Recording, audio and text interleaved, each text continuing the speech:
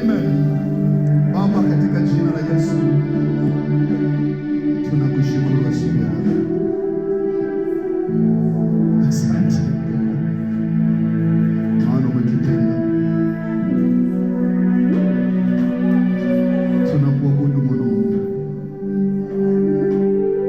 tunalibariki jina lako. Hakuna kama wewe, unastahili Yesu. Asante Roho Mtakatifu. Naomba unisikize kwa makini tukiwa tumetulia. Kuna watu wa aina tano ambao wakati naandaa ibada Mungu alisema niwaombee kabla sijaanza mahubiri. Kuna mtu wa kwanza amekuwa na matatizo kwenye magoti na mifupa pia inamsumbua kwenye sehemu ya kiuno. Mungu anataka kufungua leo kabla ibada ijaanza. Katika uwepo wa Mungu, Mungu ameamua kufungua. Kama upo mtu wa aina hiyo, kaa kwenye kiti chako, shika magoti yako, shika mifupa yako. Naenda kuomba katika jina la Yesu. Baba, wewe ndio uliongea nami wakati nakuja kuomba mahali hapa usiku.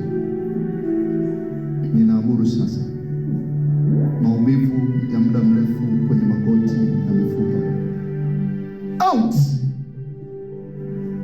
kwa jina la Yesu. Pokea uzima kuanzia asubuhi leo, na utakuja kushuhudia baada ya ibada kuisha. Umepokea uponyaji sasa. Jaribu kile ambacho kilikuwa kinashindikana. Mkono wa Bwana umekuweka huru. Mtu wa pili, kuna mtu amekuwa na matatizo makubwa ya tumbo. Kwa mwanamke amekuwa akipata shida wakati wa period. Lakini mwingine wamemwambia kuna gesi, kuna matatizo mengi tumboni mwake. Naomba ushike tumbo lako, mtu ambaye nimemtaja hapo. Shika tumbo lako, maana Bwana amekusudia katika uwepo kukuponya. Kazi ya kanisa ni hospitali. Mungu yuko katika uponyaji tofauti. Mwenye kanisa sio mimi, ni Mungu, na anapolipa maelekezo sipishi. Naomba upokee kwa imani katika jina la Yesu. Shika tumbo lako, na kama ni mwanamke shika chini kidogo ya tumbo lako. Tuombe. Baba, katika jina la Yesu ninatengua maagano katika tumbo hili. Maumivu ya muda mrefu kuanzia leo out kwa jina la Yesu. Mamlaka yote ambayo imeshika tumbo hili, mamlaka yote ambayo imekamata mwili huu out. Sio mahali pako hapa. Na achilia moto juu yako out. Mwachie binti huyu, mwachie mama huyu, toka kwa jina la Yesu. Una mamlaka tena. Pokea uponyaji sasa. Yes, natengua. Yes, amesamehewa dhambi. Una mamlaka juu yake tena. Out kwa jina la Yesu. Kuanzia leo tumbo lako litauma tena. Kuanzia leo utakula chakula vizuri. Kuanzia leo maumivu yamekwisha katika jina la Yesu. Pokea uzima kuanzia sasa. Amen. Mtu wa tatu, kuna mtu ambaye amekuja kwenye ibada hii ana matatizo magumu ya macho pamoja na kichwa. Kinamuuma, amekuwa akitumia Panadol mara kwa mara. Amekuwa akitumia dawa mbalimbali za kupunguza maumivu. Roho Mtakatifu anasema leo amekuja kukukaulu. Maumivu ya macho hayatarudi tena, na kichwa chako hakitakusumbua tena. Kama yuko mtu anaye, naomba ushike kwenye paji lako la uso karibu na macho. Baba, katika jina la Yesu ninasimama katika madhabahu hii ambayo imetakaswa kwa damu ya Yesu. Ninaamuru kila matatizo ya macho kwa mshirika yoyote out. Macho kuwasha out. Macho kutopona vizuri out. Roho yoyote ambayo imesababisha upofu out. Kuanzia leo Baba, ile nguvu ambayo alishuhudia binti yule, kuna moto ulitembea kichwani kwake, na baada ya hapo kichwa kilipona milele. Hivyo ninaamuru sasa, yoyote ambaye amekuwa na maumivu ya kichwa kutumia dawa kila siku, kuanzia kwenye ibada hii, moto wa Mungu juu yako kwa jina la Yesu. Pokea uponyaji, pokea uponyaji. Ninaamuru kila mamlaka iliyoshika kichwa yako out kuanzia leo. Natamka damu yako iweze kutembea vizuri, hautakuwa na maumivu tena katika jina la Yesu. Mtu wa mwisho ni mtu ambaye toka mwaka huu umeanza amekuwa anajisikia kuchanganyikiwa, na kuna roho ya kukataliwa imeendelea kufanya kazi kwenye maisha yake.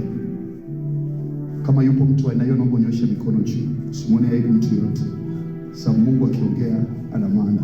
Unasikia kuchanganyikiwa, unasikia kukata tamaa na maisha, na unajiona kama vile uendi mbele, unapata nguvu siku moja, siku mbili unarudi pale pale. Kama yupo, nyosha mikono juu. Tuombe. Baba, katika jina la Yesu, wewe ulikuja tuwe na uzima, tena tuwe na uterabo sekorebashi. Kuna nguvu ya Mungu inatembea hapa. Nikazekerebosha koria darabase ekerebosha karia darubosa. Naamuru roho yoyote ambayo iko juu ya mtu ya kuchanganyikiwa, roho yoyote ya kukosa nguvu, out. Achia maisha yake asubuhi ya leo. Pokea tumaini jipya kwenye maisha yako. Pokea uzima tena katika jina la Yesu. Natamka amani ya Bwana juu yako katika jina la Mungu Baba, Mwana na Roho Mtakatifu. Ni wewe Yesu. Hebu mwambie Bwana ukimwabudu. Yoyote ambaye amepokea uponyaji asubuhi leo, naomba uabudu kwa namna tofauti katika jina la Yesu.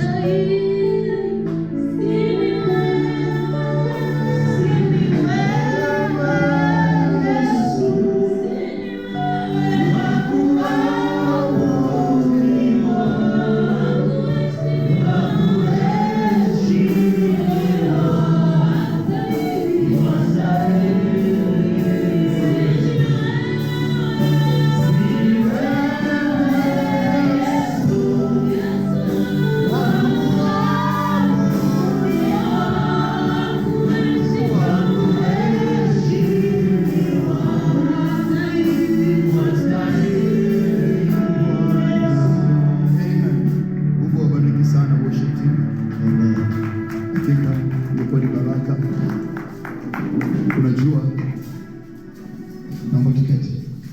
Mara nyingi Mungu anakupa maelekezo, alafu ujui unaifanya wakati gani.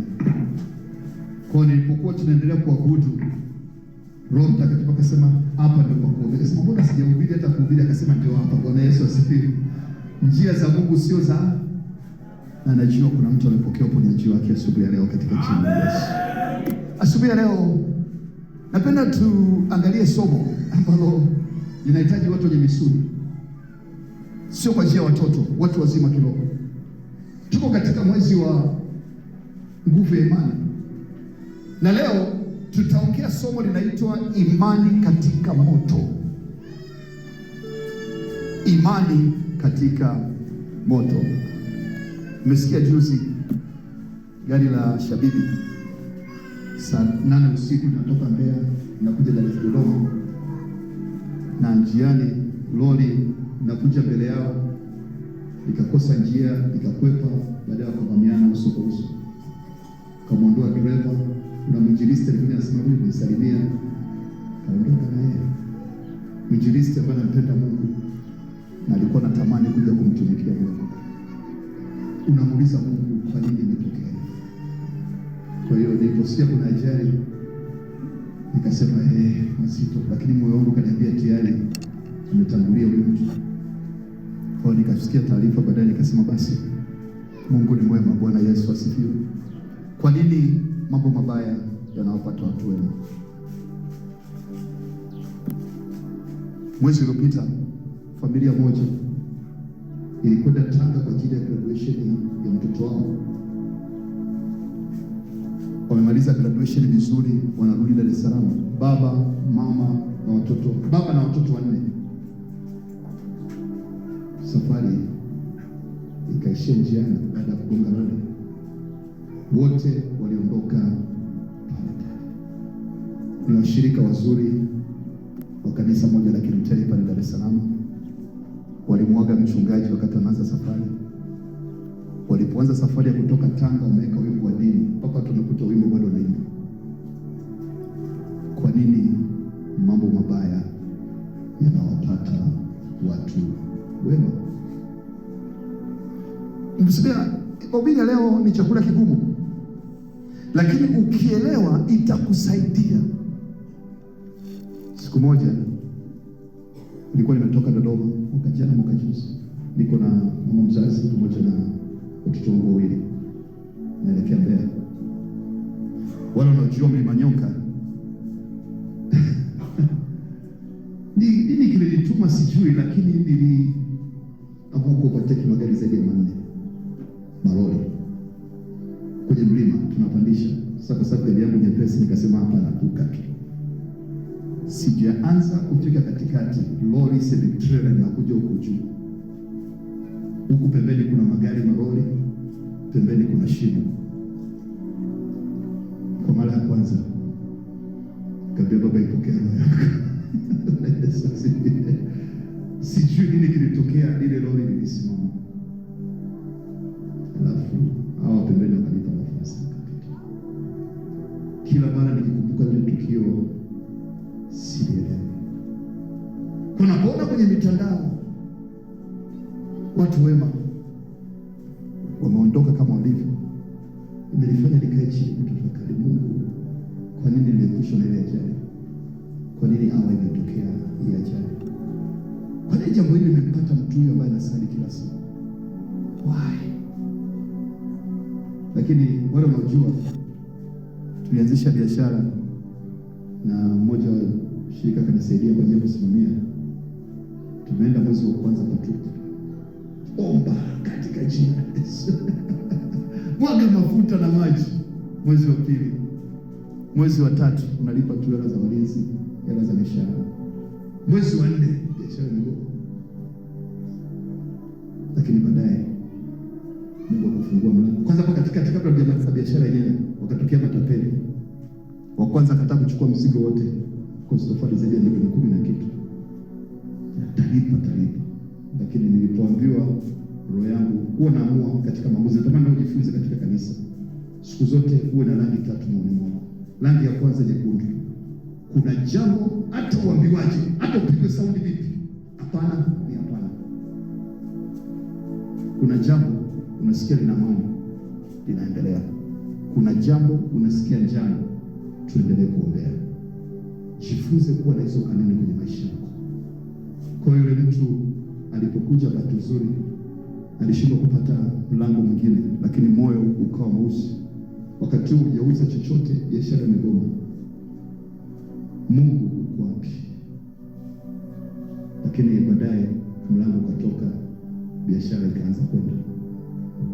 Mwingine mshirika wapo alianzisha biashara, kaweka biashara nzuri, kaingiza hela ambayo alikuwa na faida yake yote, vitu vyote vikauza duka. Ninaongea kuhusu matukio ya kiroho ambayo ukilielewa leo yatakusaidia kitu fulani. Na kupeleka kwenye picha zote hizo unielewe. Nataka kujifunza somo moja linaloitwa imani katika moto. Mtu mmoja alisema, naenda kufanya maombi mlimani, Mungu aniongezee imani. Nikamwambia, brother, huwa tu kuongezea imani. Imani inapokuja kuwa kubwa ndio moto unakuwa mkubwa. Sasa mtu aseme, Mungu nisaidie ninyenyekee. Sio kwamba Mungu akupe unyenyekevu. Jitahidi kwa unyenyekevu, kwa sababu Mungu akukunyenyekeza. Kuna mambo utakikuomba. Chungaji, bado tunakuelewa. Unaongea nini? Na kupeleka sehemu. Twende taratibu na nitakupa majibu yote. Bwana Yesu asifiwe. Kwa nini mambo mabaya yanawapata watu waliokoka? Somo linaitwa imani katika moto. Napoanza, natamani tufungue kitabu cha Yakobo sura ya kwanza mstari kuanzia wa 3. Yakobo 1:3. Sikiza kwa makini, rudi anzia 2. Anasema, ndugu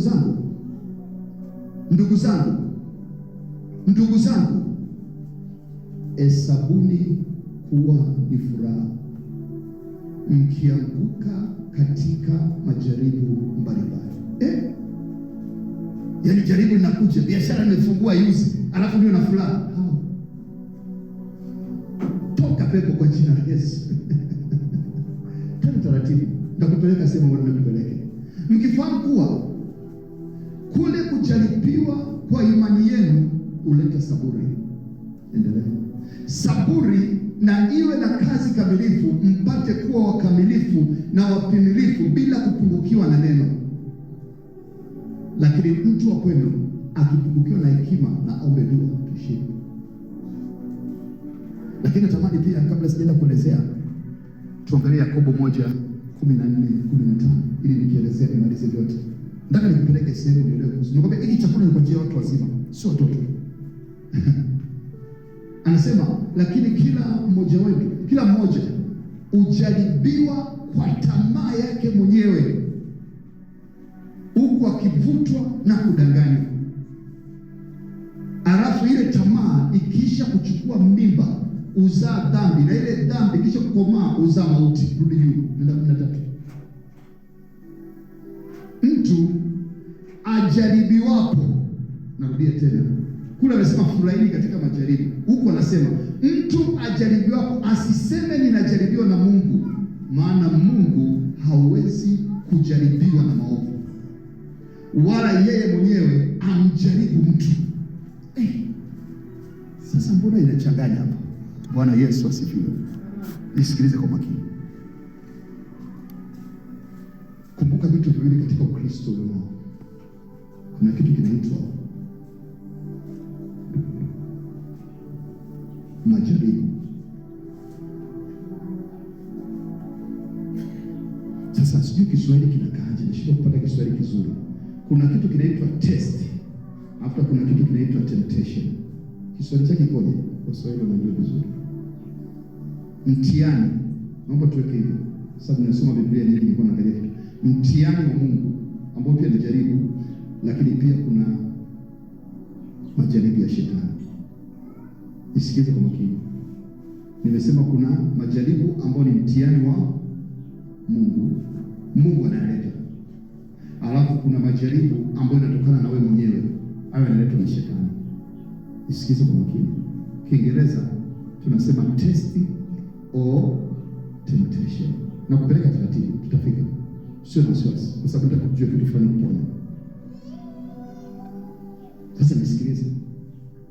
Ukisoma sala ya Bwana, kitabu cha Mathayo sura ya 6 mstari wa 13. Sikiliza anachosema pale vizuri sana. Nataka utulie vizuri. Mathayo 6:13. Tunapoanza sala ya Bwana tunasema, Baba yetu uliye mbinguni, jina lako litukuzwe, ufalme wako uje, utakalo lifanyike hapa duniani kama huko mbinguni. Utupe leo riziki yetu ya kila siku, utusamehe makosa yetu. Anaendelea anasema hapa 6:13, na usitutie majaribuni. Sikiza kwa makini. Na usitutie majaribuni. Vitu viwili tofauti. Alafu anasema bali utuokoe na yule mwovu. Hivyo ni vitu tofauti. Nataka uelewe. Nimeanzia Yakobo. Nataka uende taratibu leo. Majaribu ambayo Mungu anayaleta, anakutia majaribu. Alafu kuna majaribu au maovu ambayo shetani analeta. Test and temptation. Sikiza kwa makini. Ukiwa unasoma shule, kama ni shule ya primary, siku hizo wametoa darasa la 4 kulikuwa na mtihani, darasa la 7 kulikuwa na mtihani. Maana ya mtihani sio ufeli. Maana ya mtihani ni ufaulu, uonyeshe kwamba una ujuzi fulani ili uende darasa la 5, la 6 na la 7. Mtihani wa kidato cha 4, lengo la kuwa na mtihani wa kidato cha 4 sio kama wanafunzi ya feli, ingawa kuna wengine wanafeli. Lengo lake kubwa ni kuwafanya tupate watu ambao wanajielewa wanasoma nini ili waweze kufaulu. Ukiwa katika fani yoyote, mainjinia, madaktari, kabla ya kupata leseni lazima upitie mtihani. Kazi ya mtihani sio kukufelisha. Kazi ya mtihani ni kukupima kama kweli unachosema unajua ni kweli unajua. Mungu hutoa mitihani, asije kudanganya mtu. Unaanza biashara, siku ya pili biashara yote inaibiwa. Hujakosa kitu. Sio kwamba utoe fungu la 10, unatoa. Sio kwamba ufanye chochote, unafanya yote yanayopaswa kufanya. Ni binti, unaimba kwaya, unajua kukata kiuno, unajua kuvaa vizuri, mwanaume aje. Miaka inakwenda, siku zinakwenda. Sio kwamba unafanya dhambi, sio kwamba sio mtakatifu, sio kwamba umekosa chochote. No, unafanya vema na unaomba. Lakini mwanaume atokee, alafu anatokea mwingine anatangaza ndoa, ameshazaa watoto 3, bado anaolewa tena. Mungu uko wapi? Mpendwa katika Bwana, Mungu umjaribu mwanadamu sio katika ubaya, kwa ajili ya kukupima kiwango cha imani yako kwake. Nimekwambia mahubiri leo ni chakula kwa ajili ya watu wazima, si watoto. Tulikuja Zuzu. Ninatoa mifano mingi, nataka ukue, kwa sababu tulikuwa katika imani level hii itakusaidia. Nitakwambia majibu nafanyaje kuweza kutoka hapo. Tulikuja Zuzu. Mara ya kwanza tunakuja kuangalia sehemu ya kununua. Tunarudi, mvua zikaanza, barabara ikawa ipitiki yote. Gari katumbukia, ikabidi nikatengeneze injini upya. Nyingine tuseme. Lakini unaingia mahali hapa, umejenga kabanda kako. Kama ati Bwana Yesu. Sijui karatasi. Na uko na suti. Bwana, mbona uonekane? Mwaka wa kwanza, Mungu anakuangalia. Baba, leta watu. Ukisoma kwenye mitandao, nilikuwa nimeanza huduma juzi, watu wamekuja wameletea $25. Halafu wewe sio $25, hata shilingi 1,000. Bwana Yesu asifiwe. Halafu ukiangalia washirika wanaokuja sasa, wewe ndio unatakiwa wasaidie. Naongea kuhusu majaribu. Naongea kuhusu majaribu ya Mungu. Anakuona sana, kweli umekuja kuitwa kwa huduma. Kwa nini unataka kutumikia nini? Ni kweli una uhakika na hicho unachotaka kufanya? Mungu umjaribu mwanadamu ili ajue imani yako. Sasa nisikize kwa makini. Naongea kuhusu majaribu ya Mungu. Baadaye Mungu tunafungua mlango, tunajenga jengo letu, na hapa tunapokwenda kwa uishi, jengo hili litakuwa na utukufu zaidi. Bwana Yesu asifiwe. Hatukisi, tumepita kwenye moto, tumemwona Bwana, tumejua huduma maana yake. Ndio maana tunasema kwa mchungaji, wachungaji ndio kuna hela, nenda kaanzisha. Kama hujapoteza watoto wote, unaitwa kwenye huduma, watoto wote wanaumwa, wewe ndio unahubiri kwamba mimi si huyu. Huyo ndio anaitwa Mungu. Sio Mungu sasa, lakini anabaki kuwa. Ninaongea kuhusu majaribu. Bwana Yesu anasema, unawezaje kushinda majaribu? Anauliza swali la msingi sana. Unawezaje kutoka wewe hapo ulipo ukaweza kushinda majaribu? Sio kwa akili zako, sio kwa nguvu zako, sio kwa uwezo wako. Tuangalie kitabu cha Mathayo 26:41. Sikiza kwa makini. Baba, usinitie majaribu. Sikiza kwa makini ninachokuambia. Natamani niongee na roho yako. Natamani upate maarifa ambayo itakusaidia kwenye hatua nyingi za maisha yako mpaka mwisho wa safari ya dunia hii. Bwana Yesu asifiwe. Natamani ifike moyo wako upate click ya kujua ninachokiongea asubuhi ya leo. Yesu yuko msalabani. Eloi, Eloi lama sabakthani, Mungu wangu, Mungu wangu umeniacha. Mwana wa Mungu, Mungu anamjaribu mwanae. Anaenda porini kuomba usiku kabla siku hiyo moja. Baba, ikiwezekana kikombe hiki kiniepuke. Baba, ikiwezekana kikombe hiki kiniepuke. Mungu anamwambiaje? Ajibu. Masaa 13 usiku mzima Yesu anaomba, Mungu ajibu. Amekaa kimya. Alafu Yesu akamaliza akasema, ikibidi mapenzi yako yafanye nini? Timia. Ndipo Mungu akatimiza mapenzi yake. Mungu anabaki Mungu. Sasa sikiliza, anasema kesheni, muombe, msije mkaingia majaribuni. Nisikize kwa makini.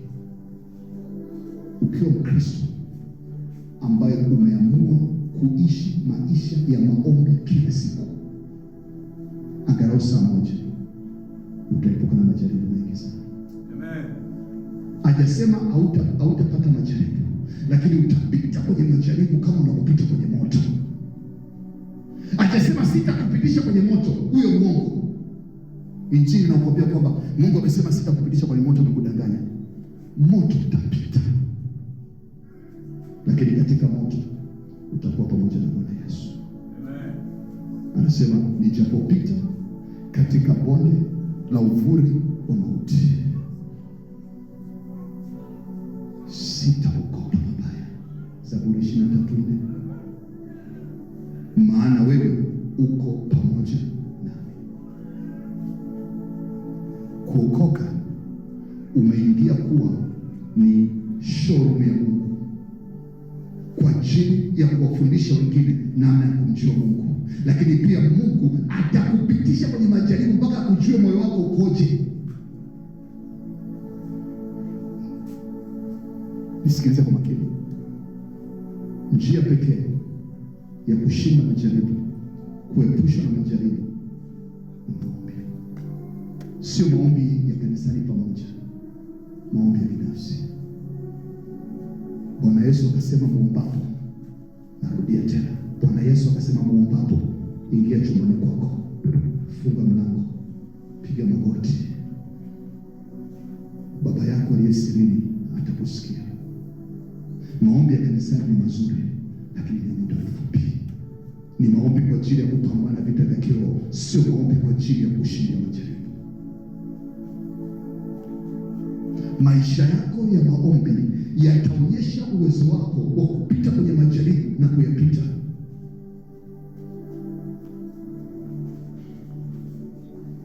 Ugonjwa unaweza kuja, atasema utakuja, lakini nia ya ugonjwa sio mwenendo ya shetani. Mungu anaruhusu ili kwamba apime moyo wako kama kweli unamtii. Je, utaweza kusimama? Imani ni uhakika wa mambo yatarajiwayo, bayana ya mambo ambayo hayajaonekana bado. Je, una imani? Imani yako kwa Yesu Kristo itapitishwa kwenye moto, asikudanganye mtu. Sasa nisikilize kwa makini. Ili uelewe, kwa nimekwambia kuna majaribu ambayo Mungu anakupitisha ili akupime. Nikupe mifano mitatu ya Biblia. Mfano wa kwanza ni Ayubu. Ukisoma kitabu cha Ayubu, baada ya kuwa amepitisha kwenye majaribu mengi, Ayubu alikuwa ni mtu ambaye alikuwa na pesa, alikuwa tajiri, alikuwa na watoto wazuri na mke, akajenga magorofa, na alikuwa kwenye ibada akosi. Kila siku jioni yupo, asubuhi yupo. Kama ulivyokuja asubuhi ya leo, ametoka mbali, ameamua kuja kwenye ibada. Alikuwa na shida na alikuwa anatembea na Mungu siku zote. Alikuwa mwaminifu na alikuwa afanye dhambi kwa namna yoyote, mpaka alikuwa anatoa sadaka kwa ajili ya dhambi za watoto wake. Siku moja amekaa, akasikia watoto wake wote wamekufa. Hajakaa sawa, akasikia ng'ombe wako walikuwa wanachukua kwa milio wote na siku. Hajakaa sawa, akasikia basi ilikuwa inatembea nalo tena imeanguka huko. Akasikia magorofa yako matatu yote yanaondoka. Ayubu akapita kwenye majaribu kwa miaka 3. Alileta majaribu, sio shetani. Alileta majaribu, aliachia njia ya Mungu. Sio kwa sababu ya dhambi ya Ayubu, ila Mungu alitaka kupima moyo wa Ayubu. Ayubu alipofika hatua akasema katika kitabu cha Ayubu 22:5 akasema, nilikuwa nimesikia habari zako. Inawezekana na wewe umesikia habari za Mungu, lakini sikiliza napomalizia. Anasema kwa kusikia kwa masikio, bali sasa jicho langu linakuona. Akamwelewa Mungu vizuri. Baada ya jaribu la Mungu, Mungu akikupa jaribu lolote kwenye biashara, kwenye afya, sehemu yoyote, anakurudishia maradufu. Nisikilize kwa makini. Kama jaribu limeletwa na shetani, huwa arudishi. Lakini kama jaribu limeletwa na Mungu, Mungu anakurejeshea maradufu. Ayubu akarejeshea watoto wazuri kuliko tarehe ya mwanzo. Akarejeshea mali zake zote. Akarejeshea kila kitu. Yawezekana unapita kwenye jaribu ambalo ulielewi. Umemwomba Mungu usiku na mchana, umeita kwenye vikao vyote, umeombewa mikono ya aina yote, lakini bado mambo hayaendi. Naomba nikupe taarifa. Endelea kuomba. Endelea kupita kwenye bonde la uvuli wa mauti. Endelea kuja kanisani. Endelea kusoma neno la Mungu. Endelea kukiri makubwa ya Mungu. Mungu anaenda kutokezea katika jina la Yesu. Amen. Kwa sababu ni mpango wa Mungu akupe neema ya kutoka. Mtu wa pili ni Daudi. Daudi akiwa kijana mdogo amekwenda Samuel, amemtia mafuta. Alafu akatolewa kwenda ikulu. Toka Daudi ametiwa mafuta mpaka amekuwa mfalme wa Israeli ilipita miaka 7.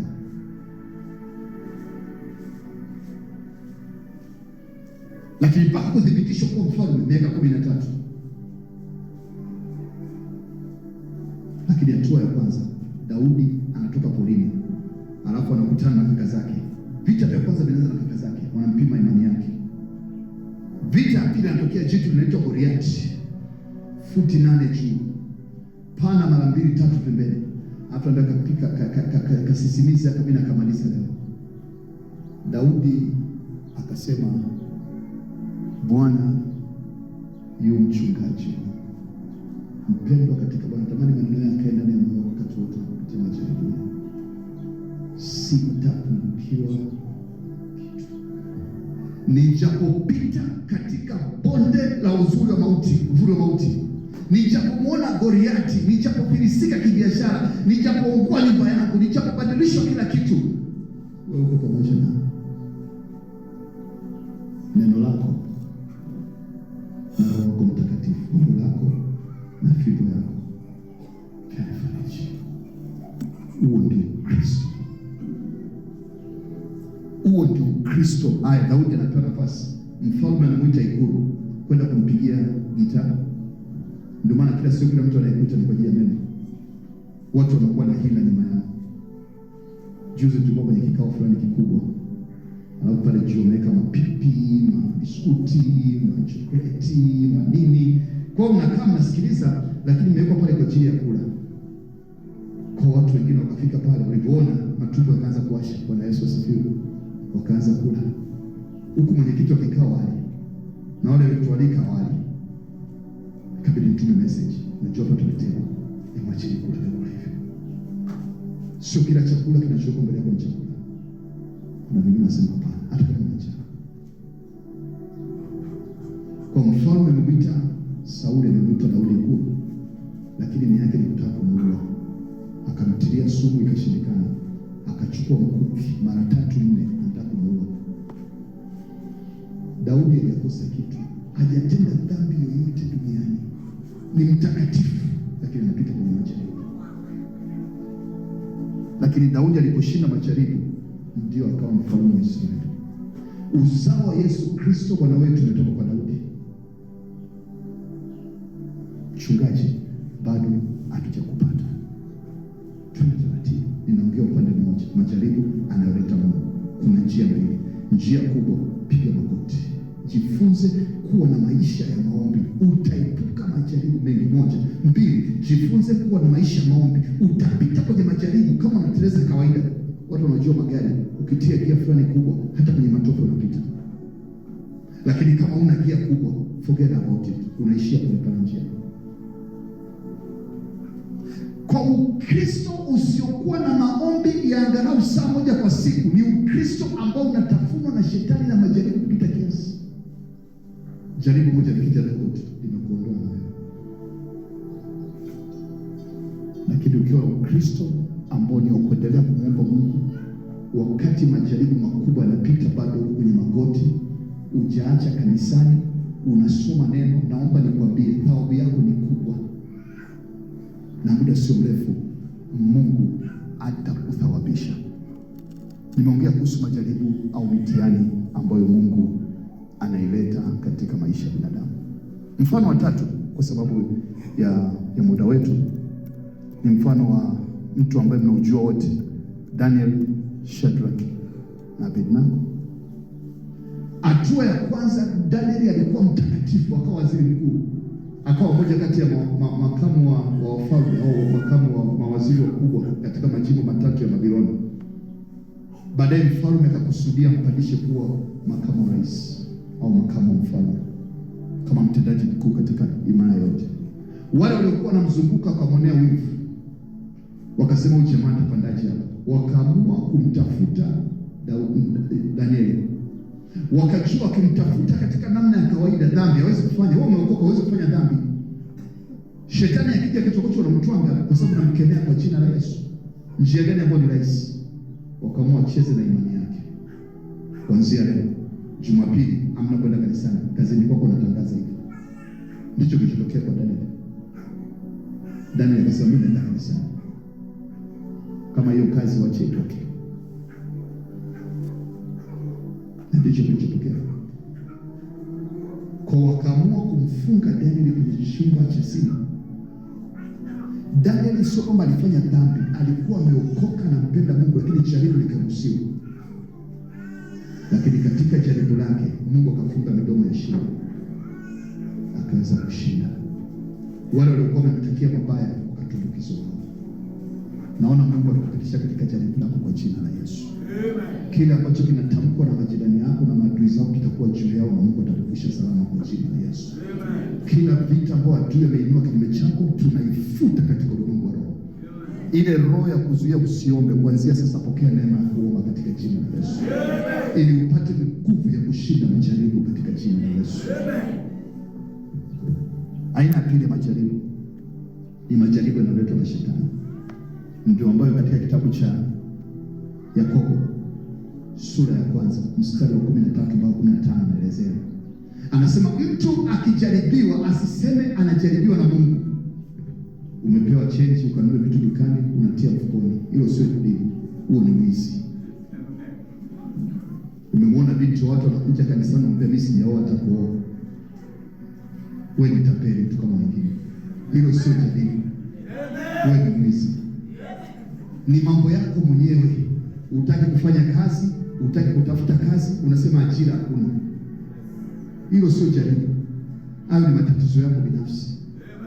Kwa usije ukasema hapa mimi najaribiwa mambo magumu, unavaa vinguo vifupi, unavaa sijui mzuko nyuma umezungusha nini, hata vijana wanakufuata pale unasema eti mimi napatwa sana majaribu sana. Unataka mwenyewe. Hiyo sio jaribu.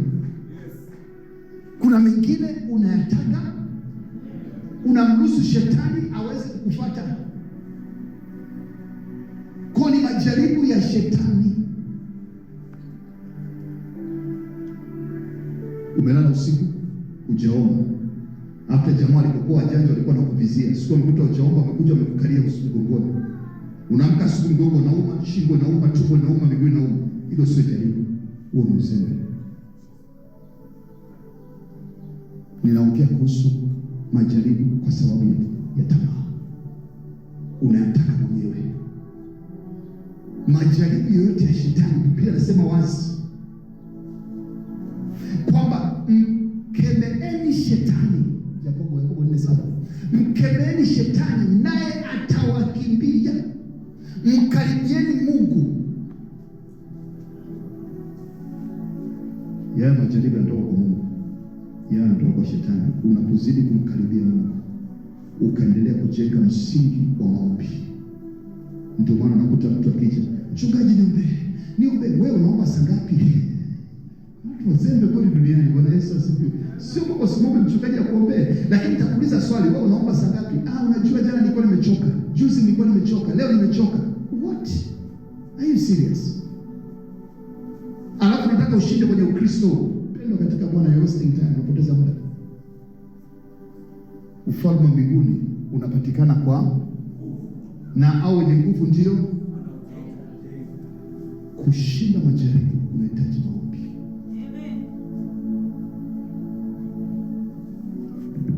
Liwe la shetani, iwe Mungu amekusudia. Lakini la Mungu sasa, maombi yale yatakusaidia upite, kwa sababu Mungu akiruhusu jambo ataniruhusu. Biashara inagoma kwa miezi 3 kwanza, huyu mtu ajue kunitumikia vizuri, kisha nitambariki. Maombi yatakusaidia kupita miezi 3. Baada ya miezi 3 atatokea mtu atakusaidia, utainuka tena kwa biashara. Bwana Yesu asifiwe. Baada hapo ndio unapaa. Njia za Mungu ziko hivyo. Kwa majaribu ambayo Mungu anayaleta, unapoomba yanakusaidia usione ule moto unapita. Ni kama umevaa nguo ya kuzuia moto, hata unapita kwenye moto. Au umepita kwenye miba, umevaa kiatu kigumu. Utahisi maumivu. Kwa maombi ni kile kiatu kigumu kinakusababisha uweze kupita kwenye miba.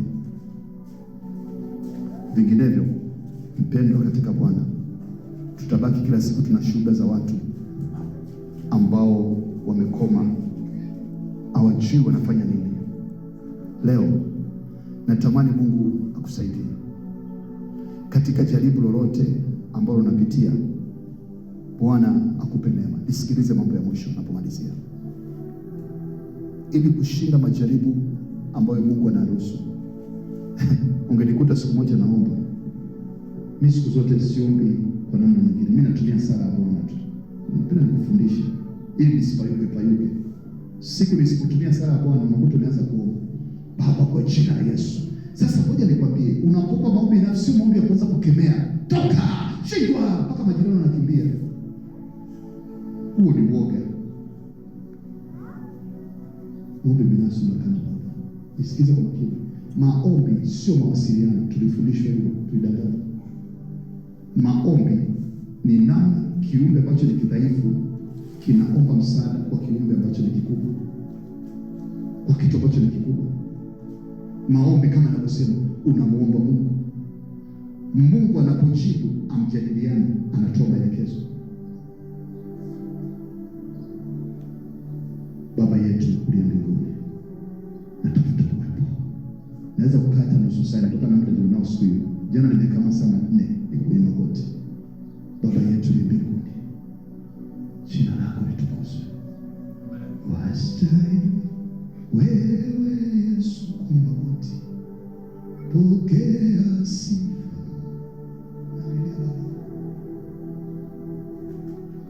Mapenzi yako yatimizwe. Yawezekana maisha yangu nimeisha jaribu, niko nje ya leo. Baba ninyoshe. Yawezekana naenda kufundisha kesho kanisani, sijasoma Biblia vizuri, nikawafundisha watu mambo sio sahihi. Nisaidie. Ufalme wako uje. Naombea wazee wa kanisa, naombea washirika, naombea mama yule, naombea baba yule. Nikifika sehemu usitutie katika majaribu. Ndipo napoinua Baba, biashara yangu iende. Ingilia kati. Ule sio wakati biashara shindwa, pepo chafu, nyoka ibilisi. Jamani, kwa nini mtaja shetani mara nyingi zaidi kwenye maombi yako badala ya Mungu? Sio hivyo. Ila kanisani hapa tunakemea kwa sababu ni maombi ya pamoja. Jifunze kumlingana. Baba, nimemaliza chuo, kazi hakuna. Wewe unaweza, katika jina la Yesu. Nisaidie. Machozi yanakutoka, unalia, unakukujika, tatizo. Sala kwanza inakatika. Ujue hata kama ulikuwa na saa inapita, swala pili inakatika, saa 3 inakatika. Hata masaa 4 unamaliza kwa kuwa wako na ufalme. Nguvu. Kama ufuati utaratibu, naomba nikwambie 90% utapayuka. Baba, kwa jina la Yesu, namwambia mdogo wangu, jifunze kuwa na utulivu magotini. alafu Mungu akuepushe na majaribu. Mungu akupe neema. Kwa hatua ya kwanza kuweza kushinda majaribu ya Mungu au majaribu ya shetani ni kuwa mtu ambaye umetengeneza madhabahu ya maombi. Ishu kubwa sio madhabahu ya maombi, namna gani unaomba. Siku hizi umetokea mchezo, watu kwa masaa 5 hawafanyi hata kazi.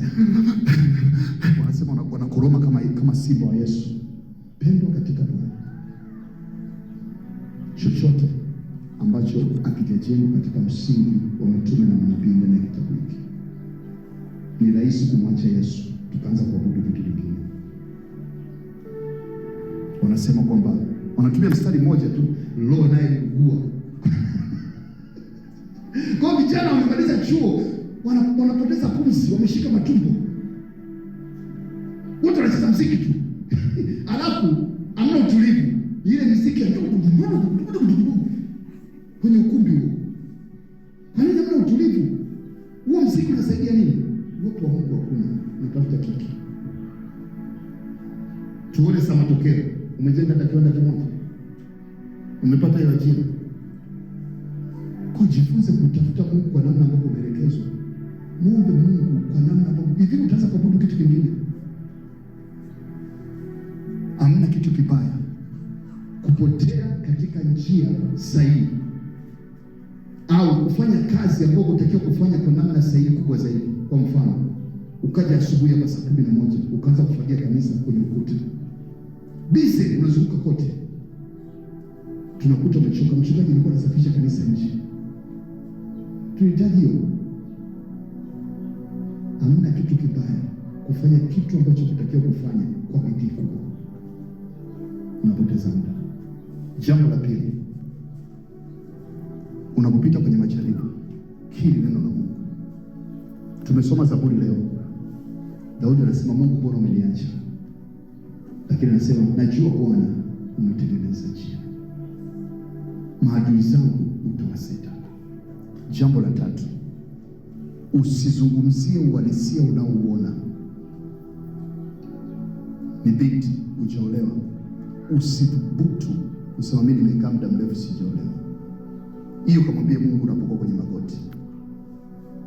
Unapokutana na watu, mwambie najua Bwana ataniletea mume mwema. Siku hizi vijana wanashindwa kuoa. Najua Bwana ataniletea mke mwema. Hamna cha kufanya kwenye kiuchumi, biashara zote zimegoma, mikono yako haina cha kufanya, uchumi umekataa, hata kula inakuwa ni shida. Endelea kukiri maneno ya Mungu. Usiache kuomba. Usiache kukusanyika na watakatifu. Umeamua kuokoka, amua kuokoka kweli kweli. Usiache kuja kanisani.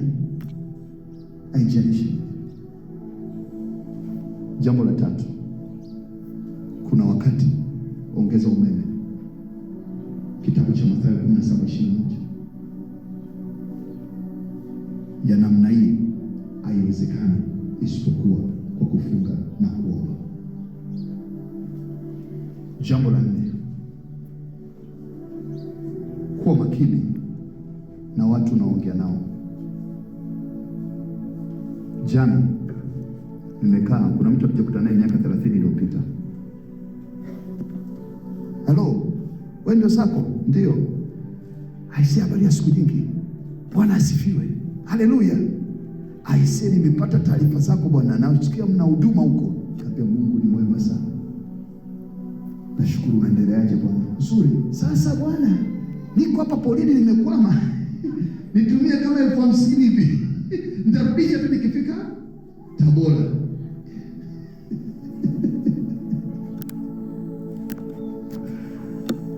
Nikasema natumia hekima. Nikamwambia kaka, nakushukuru. Lakini wale kina Petro na Paulo walipokuwa wanaingia mlango wa mzuri, wakasema hatuna fedha wala ila tulicho nacho, kwa mimi naomba tuombe pamoja. Yatosha. Aisee, kweli kabisa bwana, maombi ni ya muhimu nao, lakini pia na kutoa msaada unatoka.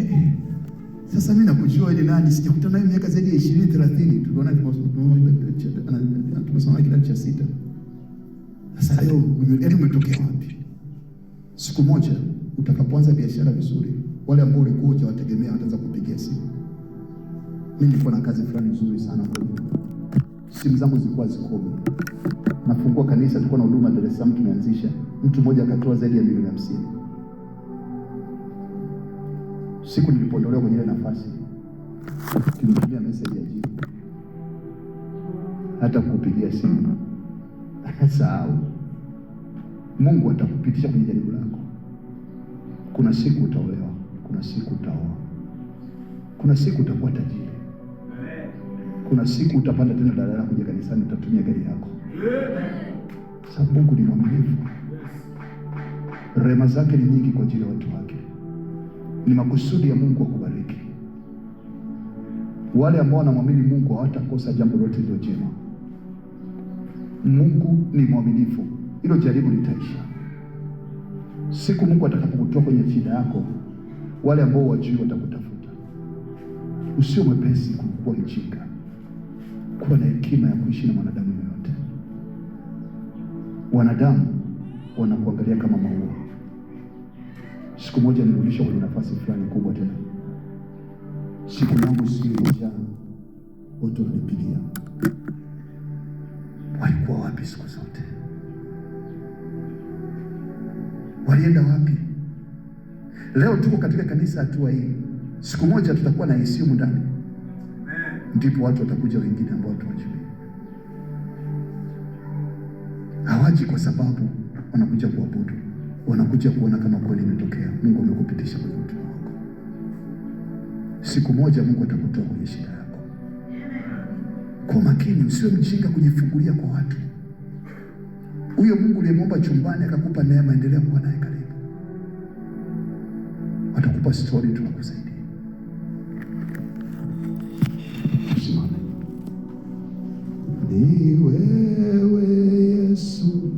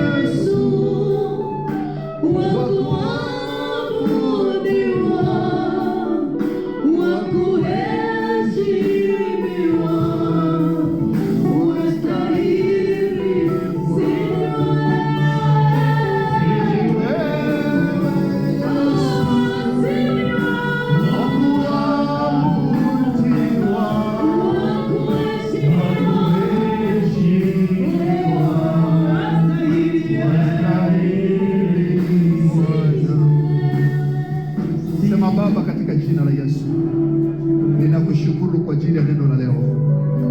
Asante kuongea na roho yangu. Ninakushukuru Bwana, kwa maana katika jaribu nalopitia hakika nitashinda katika jina la Yesu.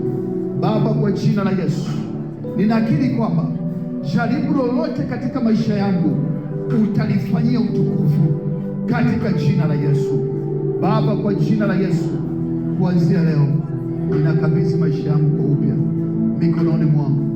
Naomba imani yangu ikaimarishwe, nikapite kwenye mtihani huu, nikashinde majaribu haya katika jina la Yesu.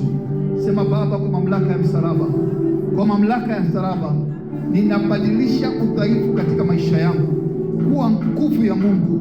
Ninabadilisha kila ugonjwa, kila afya ambayo ni tatizo kuwa uzima katika jina la Yesu. Aina yoyote ya umaskini, ninakiri kwamba mimi ni tajiri. Yesu alifanyika maskini, mimi niwe tajiri. Aina yoyote ya uhitaji, out kwa jina la Yesu. Baba, kwa jina la Yesu, ninaomba leo kama ambavyo uliwapitisha Shadrach, Meshach na Abednego katika moto, naomba Bwana huu moto wa maisha yangu nishike mkono, nipitishe wewe Bwana. Mtu wa nne atoke. Bwana Yesu nisaidie, naomba nivuke salama. katika jina la Yesu. Kwa mamlaka ya jina la Yesu, ninanyamazisha kila sauti ya adui ambaye anazungumza na kuniletea hofu, kuniletea mashaka, kuniletea huzuni. Out kwa jina la Yesu Baba.